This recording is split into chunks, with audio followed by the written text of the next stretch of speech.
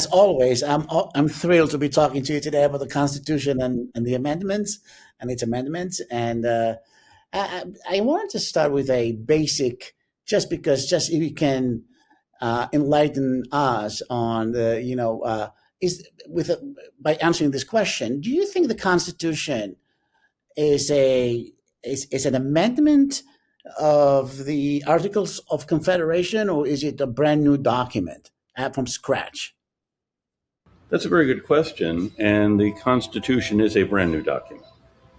The articles formed this league between these 13 states, but each state was really autonomous, self-governing. And there were certain things that the country as a whole needed to do, make treaties, pay its debts, and so on.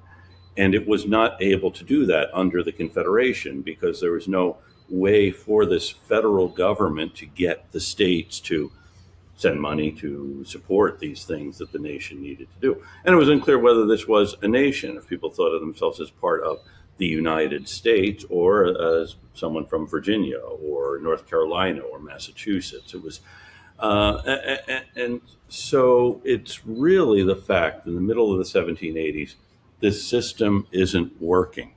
And the really people pushing for a change knew if we just came out and said, hey, the system's not working, let's start over, they would not get any support because there's a real interest in states to maintain the way things are. So the states didn't want to cede any power. Yes. So what happens is a trade dispute between Virginia, Maryland over who gets to collect taxes in Chesapeake Bay. And they say, it doesn't really work for us to be arguing about this. Let's get together and figure out a way to solve this problem.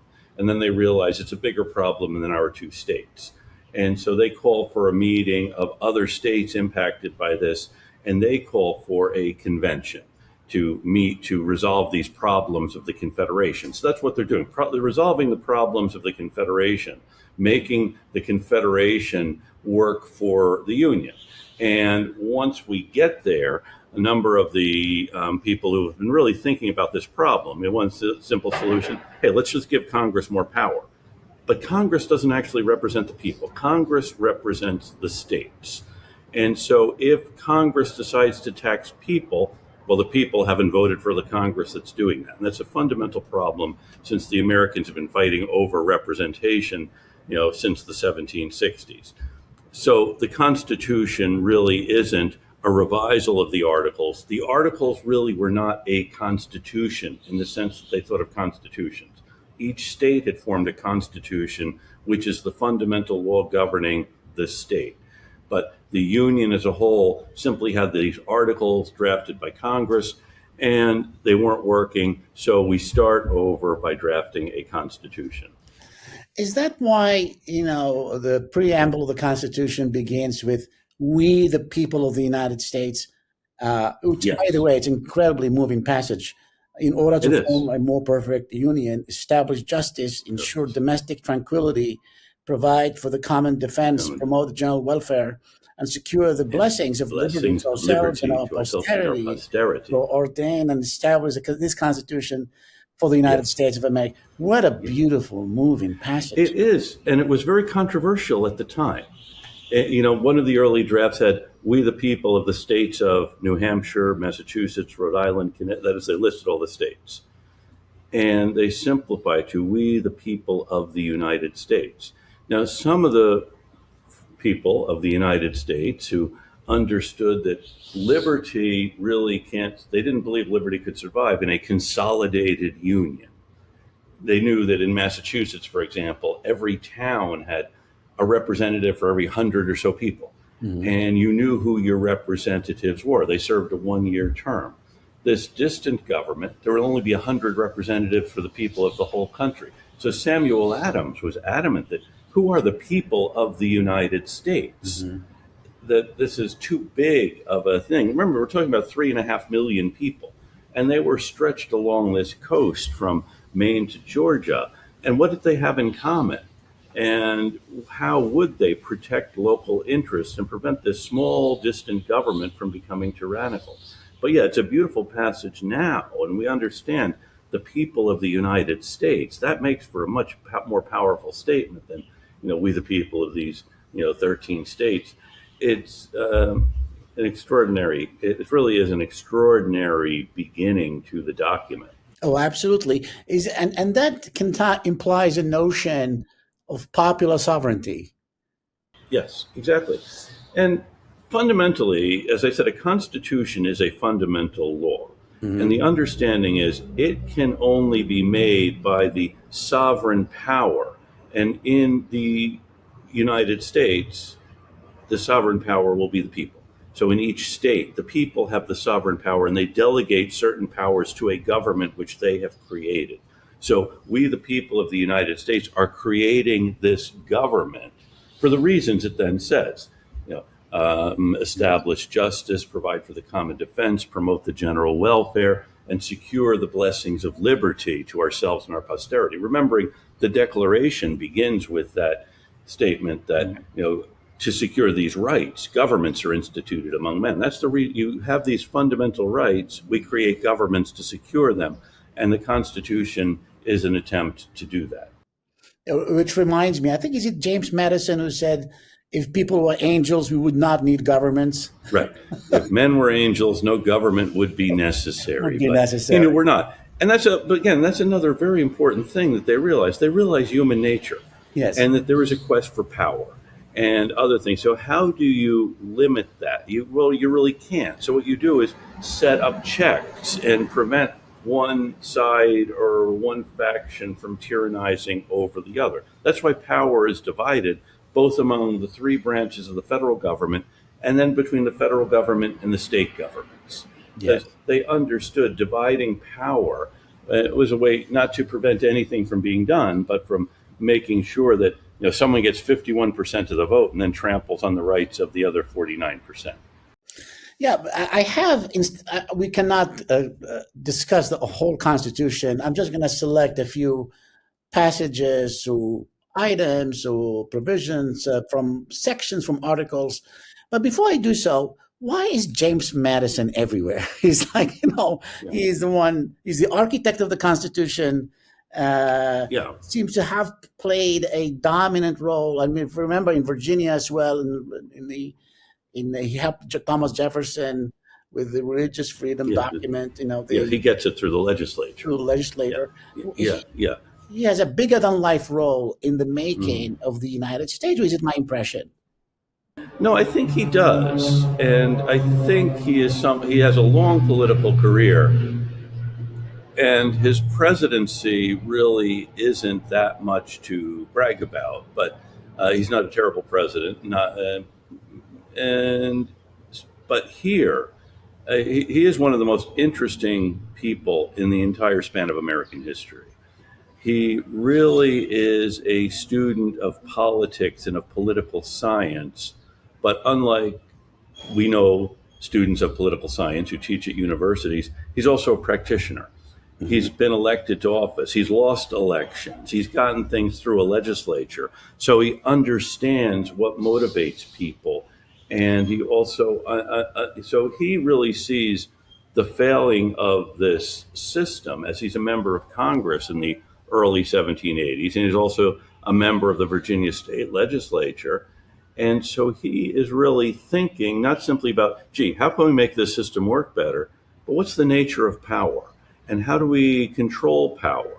And how do we create a government that won't do the things we know bad governments have done in the past, but will allow people to govern themselves? So it's really a marvel. And in April of 1787, as he's preparing for this convention, by the way, he's also, as I said, a great student of things. And Jefferson has been sending him every book he can find on confederations and what's gone wrong with confederations in the past. Because one thing they know is most confederations had failed completely.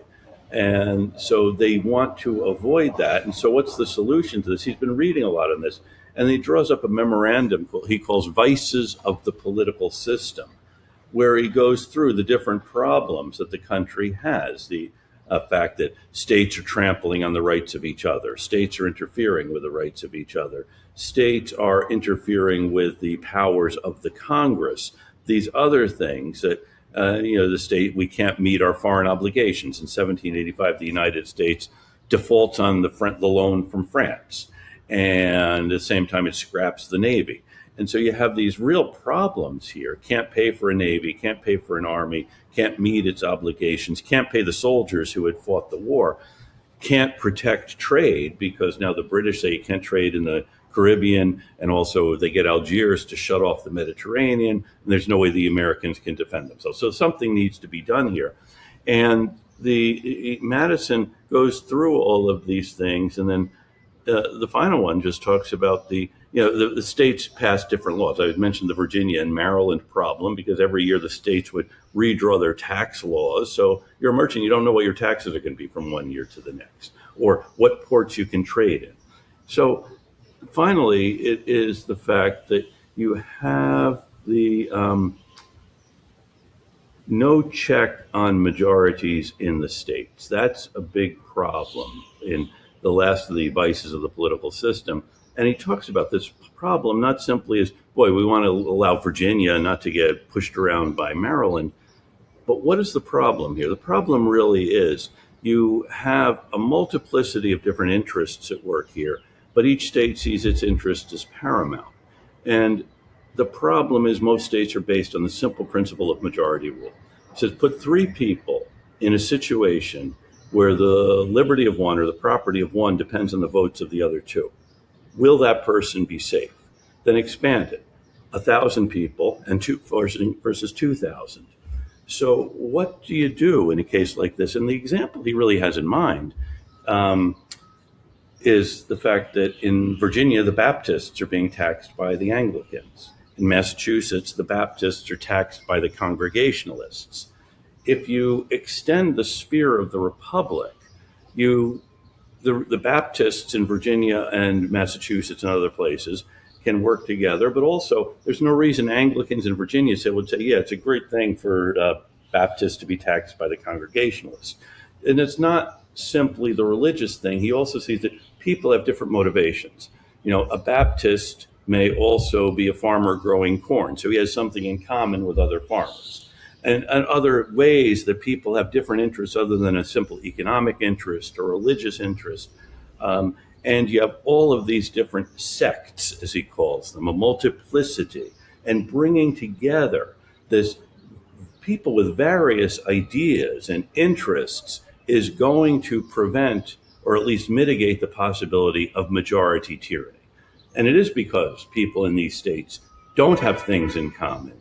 And by the way, there's a prevailing idea in political theory at the time that there are three kinds of governments. There are tyrannies, where there's one absolute tyrant who runs everything and everyone's afraid of him, and fear is the motivating factor. Then there are aristocracies. These can work over relatively larger places. And there's some noble lord who's in charge of a domain, and he has this relationship with those under him. He gives them protection, and they give him labor and so on. And then it's his sense of honor. Honor is what keeps an aristocracy going. And then there are republics. And republics have to be small because everyone has to have a common interest. And the Dutch Republic is always the great example of this. Small area, everyone's interested in trade. And Madison says this is actually wrong, because the smallest republics actually are the worst. That's one thing, because again, you have the situation of two people controlling the third. You expand it, you make that less likely, but also there's no such thing as a place where everyone has a common interest. So what you have to do is recognize this, the multiplicity of interests, and bring them together in this larger sphere so that you're not going to have this fighting over very small stakes. Instead, you will have majorities that will also change. So it's quite a brilliant thought. And the reason I think he's all over is because he has this most profound sense of what things are. There's a French diplomat who sends back a series of reports to the French foreign ministry about these American politicians. And he says that Madison is a man who has to be studied for a long time before you come to a proper sense of him. Remember, this is when Madison is like a member of the Continental Congress. And he says he's not as brilliant as Mr. Hamilton, but he is more profound. Yes. And that's wonderful. And so is that why the Constitution comes up with this interesting concept of separation of powers. And then it sort of even complicates it even further by doing checks and balances. So is it like a double precaution to ensure the kinds of rights and freedoms that he's trying to establish in the Constitution? Exactly. And remember, the Constitution, as it was written in Philadelphia in the summer of 1787 and then submitted to the people of the states for ratification, did not have a Bill of Rights.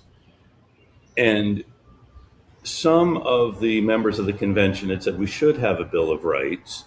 And when they say that, it's actually very late in the proceedings, and the delegates really are tired. They want to go home. And then this becomes a big issue. Why is there no Bill of Rights?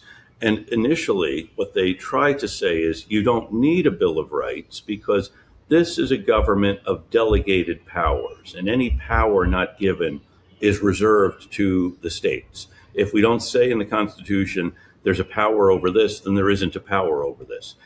And most people don't accept that a government with power or with the potential to add more power won't do it. They think this government will inevitably want to augment its powers. So they need a Bill of Rights. But remember, Madison had been one of the advocates of there's no need for a Bill of Rights because we've said what the powers of government are. In Article 1, Section 8, it lists the powers of Congress. And then Article 1, Section 9 says these are the things Congress cannot do. And so they think it's limited powers that we're delegating to this government for a certain series of things. And most people don't buy this argument. Madison and others hold out for a while, arguing you don't need a Bill of Rights. But then as states are ratifying it, some of the states are ratifying it, saying once we adopt it, what we'll want are amendments to protect these liberties. And, the proponents of the Constitution come up with all reasons why you don't need a Bill of Rights. Some states don't have bills of rights or people less secure there. And Madison calls them parchment barriers, that if a government really wants to override some right, it can. But yeah, so the Bill of Rights is something that comes up relatively late in the deliberations and in the convention, but then it is something insisted upon by people in the ratifying conventions that come afterward. Yeah, we'll get to the Bill of Rights a Yes. little later. But in talking about Article 1, Section 8, I'm going to go through some things that I find quite striking for the time the Constitution was written and ratified. And that section talks about promoting the progress of science and useful arts, and Yes. basically Yes. protecting innovation and which eventually means copyrights and patents, Yes. so on and so forth. That in the late 18th century, to put that in the Constitution, I find that to be incredible. Yeah. I mean, Yeah, it really is.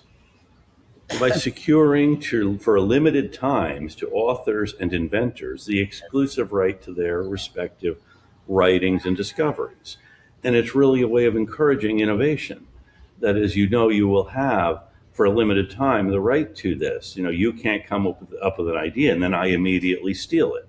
So it really is a remarkable thing. And actually, one of the ways that comes about is through a guy named Noah Webster. And Webster had all kinds of, he was kind of a crank in many ways, but he was a very prolific crank. And again, who are we to call someone a crank who has accomplished more than we have? yeah, But he wrote a spelling book, and he wants to get a copyright on it, because what will happen is you'll publish a book in Maine, I'll read it in Boston, say, this is great, and then I'll print it. And I get the proceeds from that. And then someone else will get it in New Haven, print it up. And so your book is a bestseller, but the only money you got out of it was whatever people paid in Portland to pick up a copy in the bookstore there. So Webster doesn't want that to happen. So he writes this spelling book, and then to get it copyrighted, he has to go to each state and go to the state capitol and get the legislature to give him a copyright so that no one in that state can publish their own copy of it. It's a cumbersome thing. And it's certainly not going to encourage someone to want to write or make some discovery or invention or something. And they're all interested in ways of improving life. Thomas Paine has a patent on a iron bridge. And Jefferson, of course, is always coming up with ideas for things, and Jefferson doesn't patent anything. So there's this idea of how do we encourage innovation? It really is an extraordinarily far-reaching idea that they have here. Yes. And so another thing that I wanted to, I was reflecting on is Congress established a term limit. Well, it didn't establish, but it's kind of a little, ambiguous in some ways, but for the president, but not for members of Congress. So the Congress, they have no limits on their terms. Well, actually, the president doesn't have a term limit until Exactly. late in the It's twentieth a little late in the twentieth ambiguous. century. Yes. Yeah, the president he could be reelected Yes. for his entire life. In fact, that's something Jefferson feared. Madison, Jefferson gets a copy of the Constitution. He's in Paris, and he says some of the things in it he thinks are really brilliant, but then other things he said stagger my every disposition to support it. And one is the fact that the president can be elected perpetually. And he thought there's going to be a lot of intrigue on the part of France and Britain to make sure, as he says, an Anglo man or a Gallo man is president. And the president, he says, will be a bad addition of a Polish king. And, we'll just keep getting reelected. And it's only the fact that Washington steps down after 2 terms that sets a precedent. But then Franklin Roosevelt in 1940 said, oh, there's no one else who can do this job. So he runs again, and then he runs again. But you think, how different it would be had Washington then died in office in 1799. And then John Adams would have become president. And, who knows? We would have had this perpetual lifetime tenure. Congress, by the way, the Congress under the Confederation did have term limits. You could only serve 3 terms, and each term was 1 year. They don't put that in here in the Constitution. And by the way, there are arguments for and against term limits. And we don't need to get into all of them here. Yes. And by the way, I go back and forth on this particular issue. I think the best way to establish term limits is to vote people out if you don't like them. So that's usually voters are able to establish term limits, but I think we get most frustrated when it's people we don't like who hang on forever and say, we wish there were term limits for, your candidate, but I wish, that's what I wish, and you wish there were term limits for mine. That's right. So another thing, I'm moving on to other sections of the Constitution, like the power to punish crimes on high seas, and those and people and those against crimes against or offenses against the law of nations. So the Congress of the United States gave itself the right not only to protect itself within the United States, but to also intervene in some ways against crimes committed on the high seas and those who are committing offenses against the law of nations. I find that very, very interesting because, again, it has this element of universalism of that we are a nation, just like in the Declaration of Independence, it appeals to the all of mankind. Here we are willing to protect other parts outside of the United States if somebody is committing crimes against in other places. Which no, go on, Anouar. I don't know if they're seeing it quite as broadly as that. Okay. That if someone in Uzbekistan does something which we say is against the law of nations, on the high seas, okay. So someone in Algiers, and remember, at this time there are about 24 Americans being held captive in Algiers. Algiers have been capturing American ships and holding the crews for ransom, and the other nations were paying off Algiers, saying, okay, leave our ships alone and just go attack our enemies. And Jefferson, as the minister to France, had tried to get these non-aligned nations like Sweden and the Italian states to cooperate in a league against Algiers. That didn't really work. So they're thinking about that, about piracy also. It's an issue in the Mediterranean, in the Caribbean, and who punishes this? So they're giving themselves the power to do this, which I suspect they had probably read Vattel and Pufendorf and other authorities on the law of nations, and so, well, this is something nations can do. at this particular moment, they all were aware of the fact that the United States didn't have a navy, didn't have a way to pay for a navy. So it's not something a grand pronouncement. We don't want it, but and then it really becomes an issue of not simply protecting anyone on the high seas, but really protecting American citizens on the high seas. Ah, There's a interesting Supreme Court decision in the 1820s, and I can't tell you what the particulars of it are, but in it, Justice Bushrod Washington, who's the nephew of President Washington, writes that the rights of citizens of the United States include the right of protection on the high seas. And so it's not, I don't know, maybe we could read this as an expansive right. And maybe you're thinking now of the Gulf of Hormuz where we're doing this, but I don't think anyone's saying, hey, that because this is Article 1, Section 8, we can do this, but it's simply the reality that we face. So the other thing that I find interesting is Congress has the power to tax and spend, but the president cannot spend without appropriation from Congress. Yes. Now, Yes.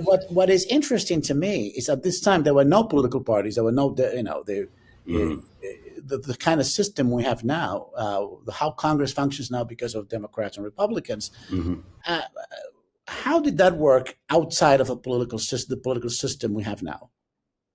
That's another very good question. And when the Congress in 1789 creates a Department of the Treasury, they make the Secretary of the Treasury is answerable to Congress. Is the only one of the executive officers who is. And because they want to have control over the budget.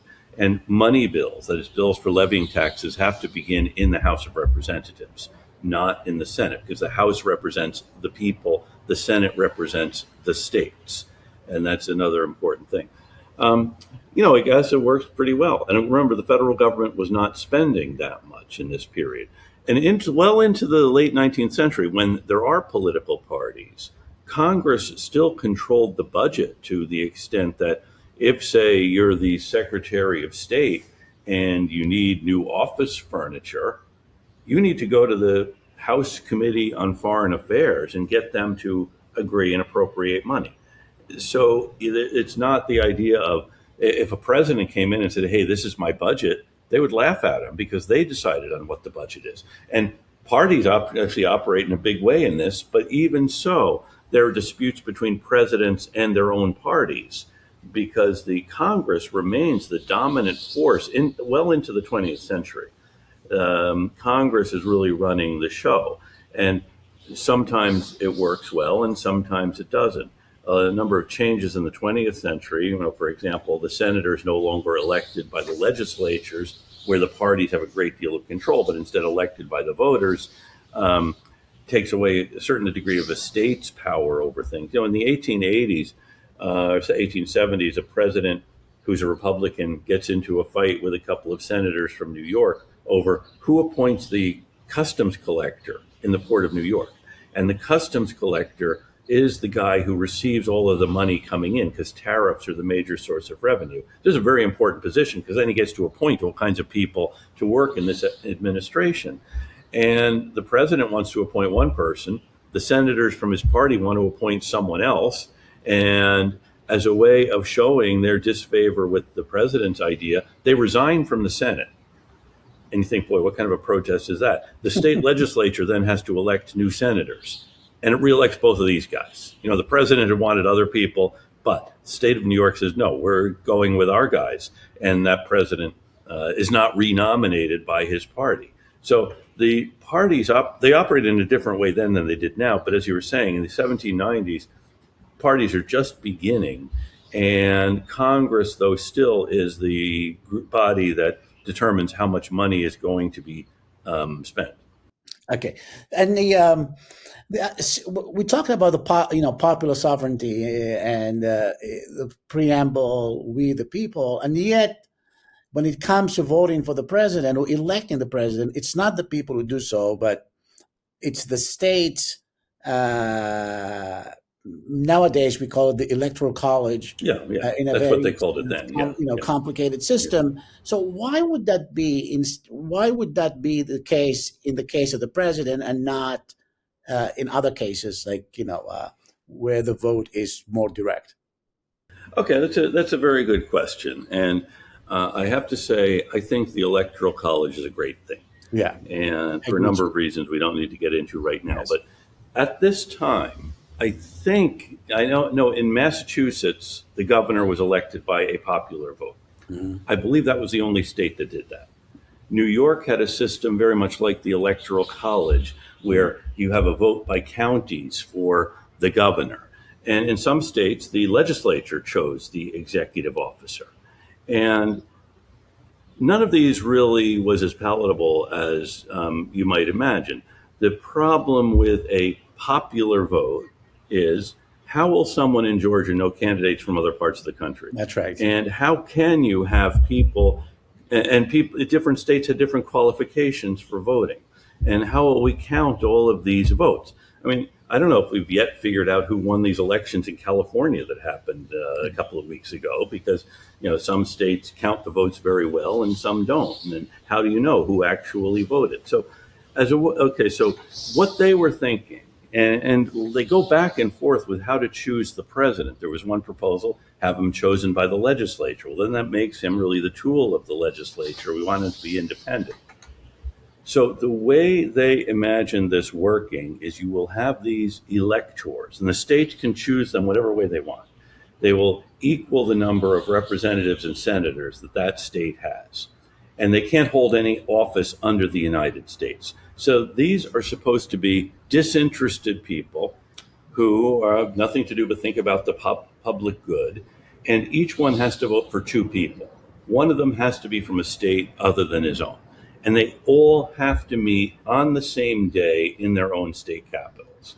Okay, so let's unpack what all of this means. They're meeting individually in their state capitals in 13 different places. That is a way to mitigate France sending over lots of agents to bribe these guys, or England sending over people to bribe these guys. And also the number, that reflects how the size of the states. And the two for the senators means a state like Delaware or Rhode Island, very small, doesn't just have one vote. And then what they do, then someone from a state other than theirs, we know everyone from Massachusetts is going to vote for the Massachusetts guy. Everyone from Georgia is going to vote for the Georgia guy.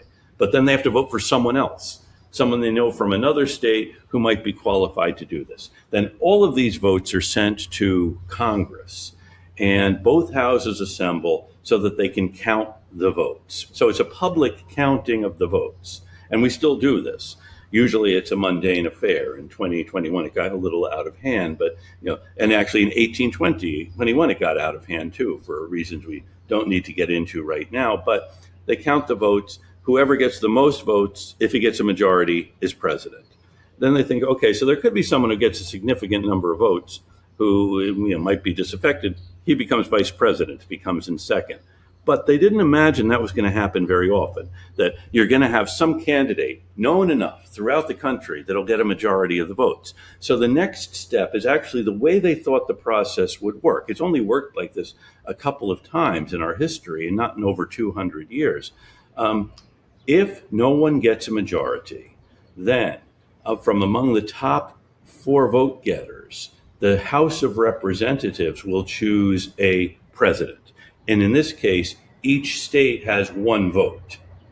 So that's the way they thought it would work. They thought these electors essentially would be nominating candidates. And that number 2 vote that people in different places threw in would likely be one of the top vote getters. So, that person has a significant amount of support. And it's a way of making sure the states have a role in this, the people have a role in this, and you're also going to get a qualified person to emerge from this.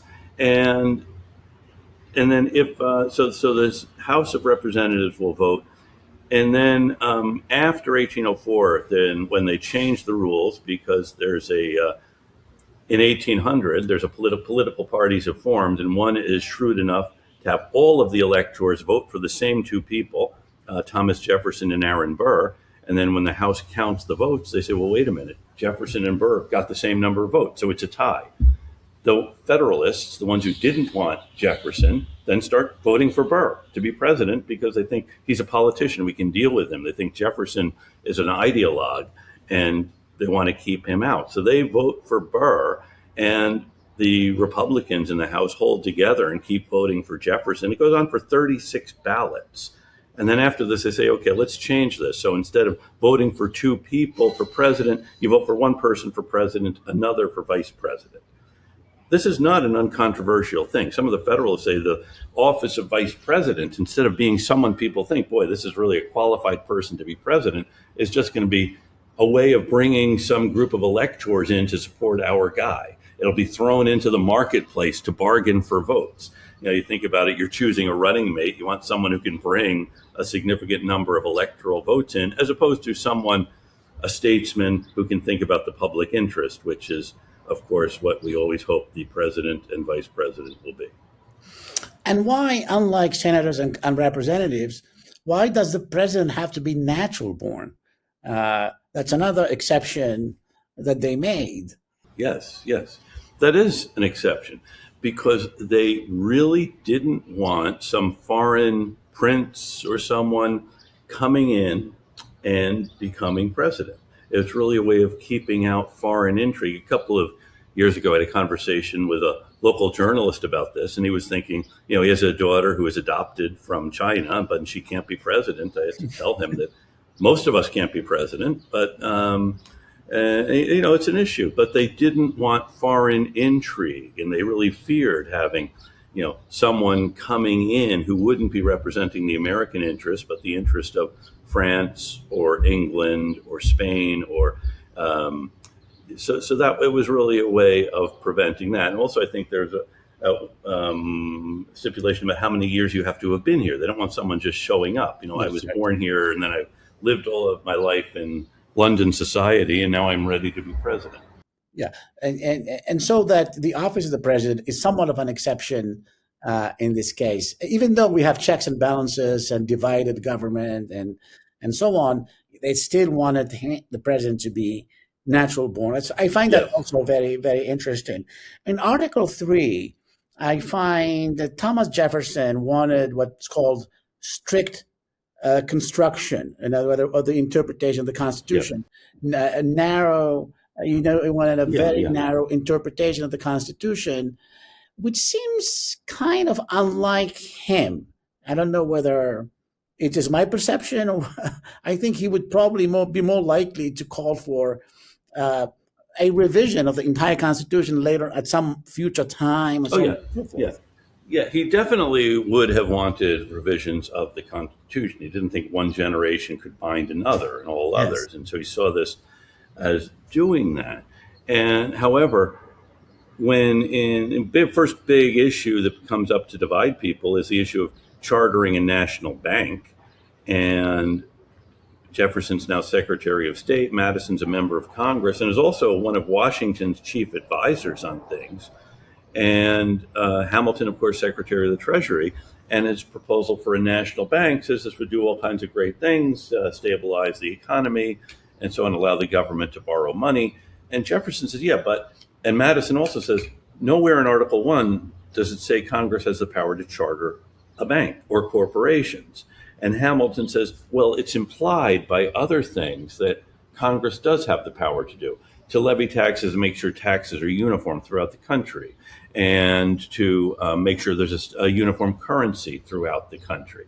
And those are things a bank will be helpful in doing. And Jefferson says, but helpful doesn't meet the standard. And Article 1, Section 8, which lists what the Congress can do, begins with, have the power to lay and collect taxes, duties, impose excises, to pay the debts and provide for the common defense and general welfare of the United States. Okay. And then it has a list of specific things. Then it ends with saying, to make all laws which shall be necessary and proper for carrying into execution the foregoing powers. So Hamilton and Jefferson says, okay, a bank may be helpful, but it's not necessary. And Hamilton says, you're reading the word necessary too narrowly. It means helpful, useful, needful, conducive to. And he also says, okay, I agree. it doesn't say here that Congress can charter a bank, but it says Congress can do all of these other things. And a bank is one means to do that. Nowhere does it say Congress cannot charter a bank. So if the end is envisioned in the Constitution, taxes and duties are uniform throughout the country, et cetera, and here is a means to it, an obvious means to it, which is not forbidden, then the means is constitutional. Jefferson acknowledges that this is actually a brilliant formulation, although he disagrees with it. But that becomes, in the late 18 teens, there's a case involving a Bank of the United States, and Chief Justice Marshall takes this and says, well, yes, the end is envisioned in the Constitution. The means is appropriate to the end and is not forbidden. This is the broad construction. And Jefferson really wasn't happy with it and remained unhappy with it because we're making the Constitution a blank paper by construction.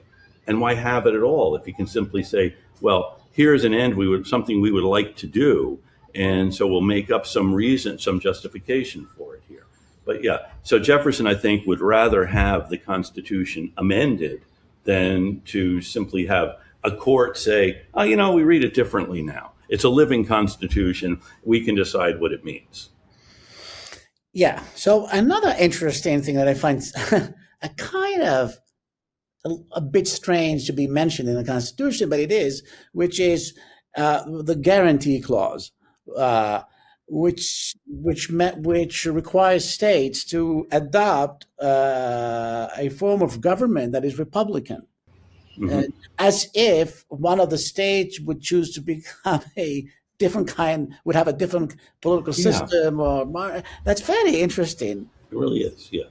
It is. And actually, it's only come up a couple of times. And once was in Rhode Island, when Rhode Island in the 1840s, Roger Williams had founded Rhode Island back in the 1630s, had a charter, sets up a legislature, elected every 6 months, and a governor chosen by but then what happens in Rhode Island, 19th century, tremendous industrialization, immigration, and real power in the legislatures held in the southern part of the states by these places that have been very important then and are still now big, empty rural areas. And cities like Providence, Pawtucket, Woonsocket don't have any representation. And so there's essentially a civil war in Rhode Island over this. And the charge is this isn't a Republican form of government. And in this case, the president says, he doesn't want to get involved in this. And the court hears a case that comes up in the wake of this and says that there's a guarantee to a Republican form of government, but recognizing that in 1787, states had all kinds of different forms of government which are Republican. And so it's kind of a broad and indefinable term. And on the other hand, this real problem of deciding a political question, like what is the proper government of Rhode Island, is really up to the people of Rhode Island to figure that out. The government of the United States can't tell Rhode Island what kind of a government it has. And the way we determine a government has the support of the people is the people don't overthrow it. So this is a political question. And in the late 1840s, the Supreme Court said, we're not going to answer political questions. And it was a very wise idea, which they actually take that back in the 1950s. And I don't think it's benefited the court entirely to get involved in the kind of determining of gerrymandering or proportions of legislatures and these other questions, because once the court enters into the political fray, it's very difficult both for the court to get out of it and people not to think that the court has some political motive. I was assuming the reason why that is mentioned in the Constitution is because if a state doesn't have a Republican form of government, they won't be able to elect representatives and senators, and so it will undermine the very notion of a constitution or a federal government as envisioned. Yeah, you're probably right, because they're also thinking one area where Congress does have control is over the elections for members of Congress. And this was actually a fear the opponents of the Constitution had, is they can say, okay, the election for the representatives from Worcester will happen next Sunday at 9 a.m. In Massachusetts. You have to go to Worcester next Sunday at 9 a.m. That Congress can figure out ways of making sure people aren't voting for. So there was a fear of this. So Congress does have control over elections for members of Congress and can also determine the qualifications of members. So we've had members of Congress who are elected and then Congress refuses to seat them because sometimes it's people who've run afoul of the law and other times it's other issues. So, or maybe a dispute over who actually won the election. And then in Article 6, there's one of my favorites, as you probably know, the religious test. Yes. No religious test shall ever be required as a qualification to any office of public trust under the United States. This Yes. is, I know there in Virginia there had been with the religious statute and everything else, Yes. Yeah. but it's probably inspired by that. I'm assuming, but I find this to be equally revolutionary, just Really. like the protection of innovation and. It really is. It really Yeah. is. And interestingly, at the convention itself, there was virtually no debate over this. Charles Pinckney from South Carolina proposes this when they're doing this, and basically they all vote yes. Then during the ratification debate, it's something that comes up in the Massachusetts convention. Remember, Massachusetts, very strongly Congregationalist, but also the one member of the convention says, look, anyone, he says, even a Mohammedan or a papist could become president. That is, a Mohammedan is what they would call a Muslim, and a papist is what they would have called a Catholic. And that's simply something they accepted, that a Muslim or a Catholic under this, yes, can hold office under the United States. And it is, as you said, revolutionary. Absolutely. I mean, I remember Noel Feldman, after the Gulf War, he was sent to Iraq and Afghanistan to help draft a constitution, and he completely gave up on the concept Yeah. of trying to replicate the American model, Oh, you can't. Yeah. even in this day and age. Yeah. And I think, by the way, the one reason it also says oath or affirmation is because Quakers cannot swear oaths. So that's why the oath for the president says, I swear or affirm. And I think we also have to remember Christians had a variety of different sects at the time. So I just mentioned Catholics and Protestants. There only have been two Catholic presidents, and there's no Jews, no Muslims. I suspect there will be. And again, was an issue with John F. Kennedy. But yeah, the Quakers can affirm as opposed to swear because they recognize, even though I don't believe there were any Quakers at the convention, but they recognize that they can't swear oaths. So you have to be able to affirm. And by the way, in some of the state constitutions, like in Massachusetts Constitution, the governor has to be a professing Christian. And in Connecticut, the governor not only has to be a professing Christian, he has to profess a belief in the Trinity. So thinking about that, it's not enough to be a Christian. You have to affirm that you believe in the Holy Trinity. And yeah, and so here in a case, it is, I think, the religious diversity that there already was in the United States that makes this possible. But it's interesting that, yeah, go on. Talking about Connecticut, you just mentioned Connecticut. I was reminded of the Baptists who complained to Thomas Jefferson when he was president in 1802. Yes. And in his response, he talked about the wall of separation. Wall of separation. Yeah. Yeah, between church. There's also, the First Amendment, he said. Yeah. And again, that phrase, the wall of separation, comes from a letter of Jefferson. It's then been used to define the First Amendment. There's also a wonderful letter from Washington to a Jewish congregation in Newport. Yes. Where he talks about, the state can give bigotry no sanction. And that, again, is something Washington sees as fundamentally important here. Yes.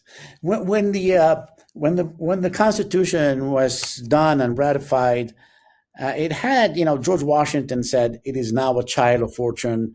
It's in a beautiful passage.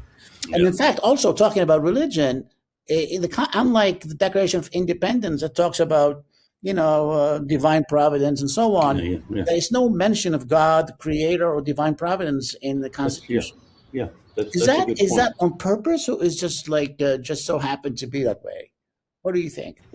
I think that's a very interesting question.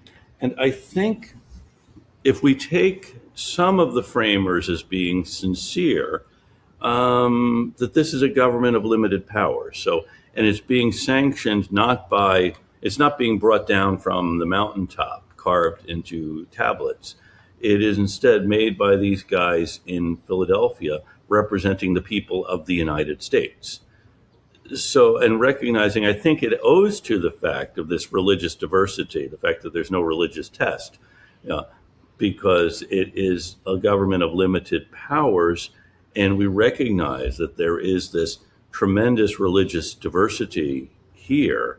So, we can't say this is the hand of God, because then there would be dispute about what we mean by that. So it's safer. It's an interesting question. Why no mention of relying on divine providence and the supreme judge of the universe and the other things we see in the Declaration of Independence? It's a great point. Yeah. So, of course, it's a great document. It's a historic. It's a landmark. It changed the history of the world in so many ways, along with the Declaration of Independence. But it also had its critics. And Richard Henry Yeah, Lee of Virginia, yeah, in 1788, he said this: "It will be considered, I believe, as a most extraordinary epoch in the history of mankind, that in a few years there should be so essential a change in the minds of men. It is really astonishing that the same people who have just emerged from a long and cruel war in defense of liberty should now agree to fix an elective despotism upon themselves and their posterity." yeah, yeah, I yeah, find this strike. I mean, yeah. It really is. Here's, Hamilton makes fun of this in one of the Federalist essays. He talks about Gorgon's hydras and chimeras dire, and James Wilson, who is really the leading proponent of ratification, gives a speech where he talks about these charges against the Constitution. These thing person said, this will happen, and then we will drop into a den of devouring monsters.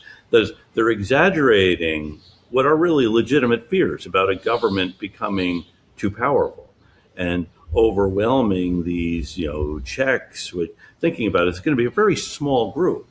You have 100 members of this Congress, and who will know them? Because one for every 30,000. Now it's one for like 500,000 or more. I happen to know my congressman, but I don't think everybody does. And so how will they really know what is in the interest in these places and who they are? And then the senators, it's small. There are only two for every state, which means if all 13 states join, that's 26. Two-thirds of them can make a treaty, which is the supreme law of the land. Two-thirds of them along with the president. Now remember, though, it's not two-thirds of 26. It's two-thirds of one more than half of 26, so 14. So that means the president and 7 senators can make a treaty that is going to be supreme law of the land, anything in any state constitution to the contrary notwithstanding. This really opens up to having this small clique running things, and no one's going to know who they are, because they're also going to be going to be able to create this capital city where they will have sole jurisdiction.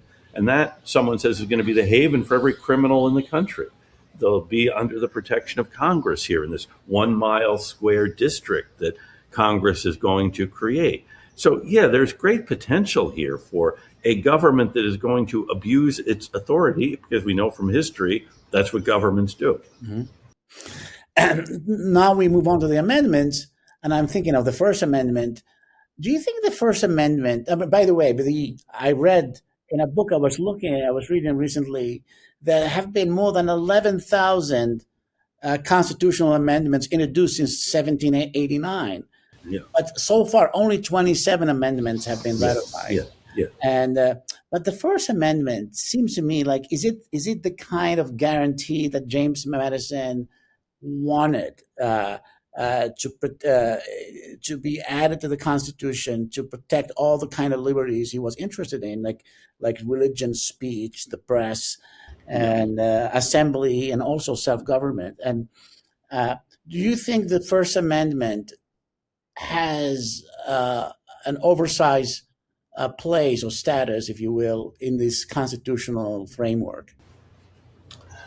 Very good question. Short answer is I don't think it's oversized. I think Okay. it is perfect. Okay.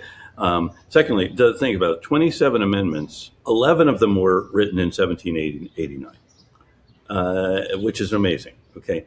And they were all written by James Madison. And Madison, the big thing he wanted the Constitution to do was to allow Congress to veto state laws, because he saw the states as really being the engines of trimming liberty and other things. So he thinks Congress should have a veto over state laws. Doesn't get that, but then does see that the structure itself, he thinks, will prevent tyranny. That doesn't work. But then he also takes seriously the charge of the opponents of ratification. We need a Bill of Rights. And so once Congress gets into business, he gets all of the proposals from the state ratifying conventions for what rights they want to see protected. Pennsylvania drew them up, Massachusetts, Maryland, South Carolina. He also looks at state bills of rights. And from these, he gets about 160, 180 different things. And he thought we should incorporate them into the text of the Constitution itself. Like in Article 1, Section 9 or Section 10 say, and these are things Congress can't do. And other members of Congress say, well, no, because this is the document that people ratified. We can't now change it after the fact. So he proposes 12 amendments, which Congress then adopts. And these 12 amendments are sent to the states. And the amendment we know of as Article 1, which we all love and should have enshrined in our hearts, was actually the third. Yes. The first one deals with the size of Congress and how that will change. Because realize, one for every 30,000. Well, what happens when we get to be, instead of 3 million people, 100 million people? And that one is not ratified. And the second amendment that Madison proposed dealt with the pay of members of Congress, because the thought was these guys will get in and then we'll simply keep raising their own salaries. So there's an amendment that says they can't do that until there's been another election. So, you can vote for a pay raise, but it's for your successor after the next election. Okay. And that one is not ratified either. In some states, Georgia and Massachusetts are two of the states that don't ratify. By the way, Rhode Island and North Carolina did not ratify the Constitution, and one of their arguments was no Bill of Rights. And once the Bill of Rights is proposed, those states do join the Union. And it was kind of the price. Madison recognized the price of ratification was agreeing to a Bill of Rights, and then he goes on and writes it, even though he didn't think it was necessary. So anyway, First Amendment does contain these liberties. Congress shall make no law respecting an establishment of religion or prohibiting the free exercise thereof, or Yes. abridging the freedom. Yes, go on. I want to stop you there because it's already mentioned in the Constitution that the religious test is, but then they had to go further and mention what's called now the Establishment Clause and the free exercise. In other words, right. Because mentioned in the Constitution is not enough, probably. Well, the fact it's a religious test. Okay, so Anouar, you can have whatever faith you want. We're not going to worry about that when you're running. But what if you're not in office? What if, say, the government decides, okay, we're going to tax everyone to support, I don't know, the imam in Portland or the Baptist clergy here, and that's it. So the establishment of religion, the government establishing it, and then prohibiting the free exercise of religion, saying, your religion calls upon you to have torchlight parades every Thursday. You can't do that. Well, that's, again, becomes a relatively complicated thing to interpret, although it's a relatively simple thing. It supplements what's in the Constitution. It does. So Madison might have thought, there's enough, but that wasn't enough. And he thought parchment barriers, he wasn't a big fan of them. Okay, so and then abridging the freedom of speech or of the press. And this becomes, 1798, the Congress passes the sedition law, which says if you write, print, utter, or publish anything that's going to bring the president or a member of Congress into contempt, hatred, or ridicule, you can be put in jail for a year and fined $1,000. And they say, well, actually, the freedom of the press means freedom from prior restraint. In England, you have to get permission before you print something. You don't have to do that here. But if you print something that is seditious, then you can be put in jail. And Madison, in the late 1790s, realizes that interpretation is wrong. That what does freedom of the press mean if you can print something, but then you can be punished for it? And essentially, you've passed this law in 1798 that says 1797 that says, okay, the election in 1798 and the election in 1800, you won't be able to say anything that might bring a member of Congress or the president into contempt, hatred, or ridicule. So your standard of what means ridiculing you, it may be different from what mine is. And that means basically the Federalist Party says, hey, you know what? You can't say anything critical of us. Yes. Now we go to the Second Amendment, which is also a Yes. controversial one. It is, And yes. so I'm going to quote Achille Reed Amar. I think he's a professor of law at Yale. Yale, yes. I'm quoting him. He's saying the framers recognized that self-government requires the people's access to bullets as well as ballots. Anyway, this is very interesting. But of course, what the reference here is to, and I cannot make absolute sense of a well-regulated militia being necessary to the security of a free state. The right of the people to keep and bear arms shall not be infringed. Is it controversial because what is meant here is not stated very well and clearly? That could be. And I can tell you what I think it means. Yes. There were two different issues. As I said, Madison is 160 some odd different things.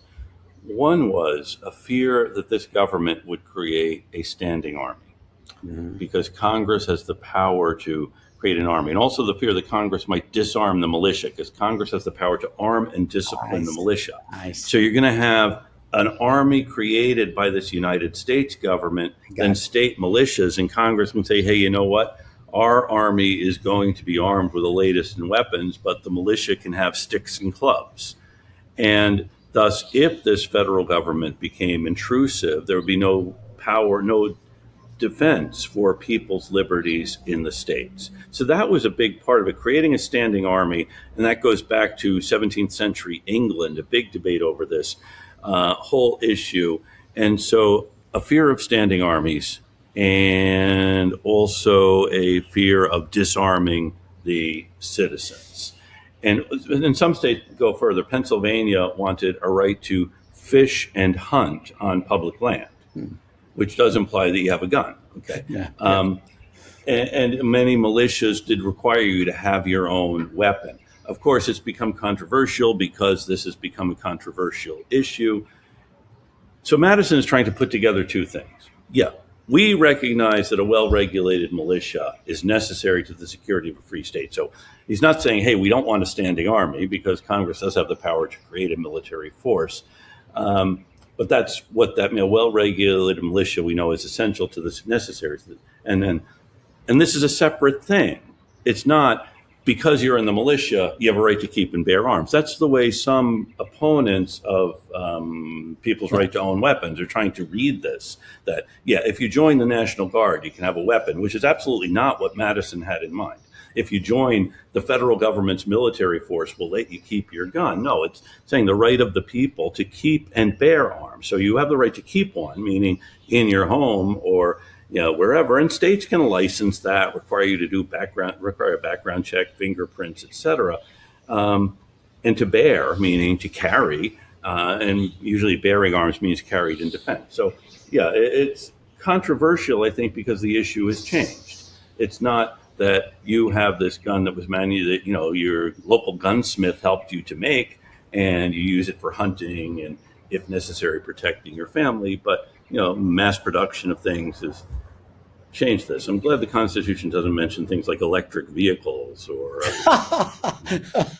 I think the phrasing of the sentence is very interesting. That's why this problem will never get resolved.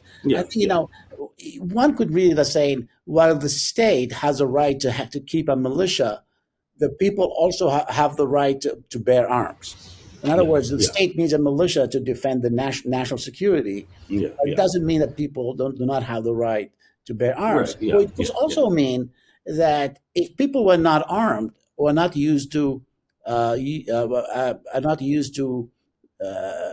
having guns and so on and arms, then how could you form a militia if people are not trained in doing so? Well, that's very true. Very good point. Okay, that's what I I. remember, by the way, when I was much younger in high Yes. school, I was an advocate for gun control, and I remember arguing. This would have been in the 1970s, Yeah. and we had an exchange student from Germany. Remember, this is 1970. This is only so he, like me, was born late 50s, and so Yeah. for many of us, World War II was over our heads, and probably more so for someone growing up in Germany. And he said, if people have their guns taken away, you can have another Hitler. You can have a Hitler here. If the German people had been armed in the 1930s, who knows? I mean, it made me think about it a little bit differently. But I think he was closer to what Madison and the others were thinking with this protection than I was as a naive youth. Yes. And finally, the Fifth Amendment, the right not to self-incriminate. Uh, it's another wonder of the Constitution, one of the wonders of the Constitution, of the protections of one of the protections that are provided by the amendments. Um, I think it's a wonderful article that people. I mean, the origins of this may be what it's like. Was it meant in the spirit now that is understood today, or was it meant in a different way at that time? I think it was, in many ways, it was meant Yes. in the Okay. spirit as Okay. understood Okay. today. Okay. Yeah, it might be ambiguous things, and you're being asked to testify against yourself on them. And I think that's what this is. They understood. Many of these guys at this convention and in Congress were lawyers, and they understood the law, and they understood these things. In the late 1960s, the Supreme Court issues a number of rulings which really are looking very closely at these and saying, well, this then means you can't be tried without a lawyer, and other things come up in the 1960s. And there is one school of thought that says the Supreme Court is simply giving in and letting criminals go. And I remember Justice Hugo Black was interviewed on television. Very rare at that time for Supreme Court justices to speak publicly. So this is a big deal when Justice Black is being interviewed on television in the wake of this national campaign for either law and order, and things have gotten out of control. And someone said, what do you say to people who criticize the Supreme Court for basically giving all these rights to criminals? And he said, and Black was from Alabama, and he always carried a pocket constitution with him because he wanted to see exactly what it said. He said, their argument should not be with us. It should be with James Madison. Why did he put that in here? And that was, Black was a strict constructionist. And by the way, before we end, I just wanted to say a word because, we lost our very good friend Gordon Wood a I couple of weeks know. ago, I and we know. all learned so much about the framing of the Constitution from him and his way of explaining and helping us understand what all of this meant. I had planned a conversation with him, the three of us together, to talk about this Yes, notion of a creedal nation. right, yeah, yeah. It's Uh, a yeah, I it's was a I was big stunned. loss. Yeah, I get it's a big loss. Well, we are celebrating the Constitution. I mean, again, one more quote from Achille Reed Amar. He said the adoption of the Constitution was the most participatory, majoritarian, and populist event the Earth had ever seen. Uh, I it's true. always, I always said that a lot of people are drafting continually drafting constitutions today, especially after revolutions or revolts or Hmm. rebellions in a lot of countries. But very few people, in my experience, pay attention to the making of the U.S. Constitution and how Yeah, it came yeah, about and so on and so forth. It's yeah. a lesson for everybody else in the world, just like the Declaration of It Independence is. really is. It really is. And And Franklin gives a wonderful speech during the midst of it when things seem to be breaking down. yes, And he talks about how our enemies are waiting to hear that we're only meeting for the purpose of cutting one another's throat. And if we fail at this, men will give up on framing constitutions through reason and instead do it through war and conquest. And that is really, it was a sobering thought for them that it's not just, hey, we're coming up with a plan of government that, we hope our side will benefit from, but this is really a model for people to think about how you frame a government and how you do that so that one faction won't trample on the rights of another. What a contribution to civilization. Yeah, yeah. And we're, I cannot tell you again, my dear friend Bob, how lucky we are to have you, to have these kinds of Oh, conversations fortunate. about the Oh, American well, Revolution and so on. well, So, it's great to yeah, talk to you, Anwar. we'll be talking soon.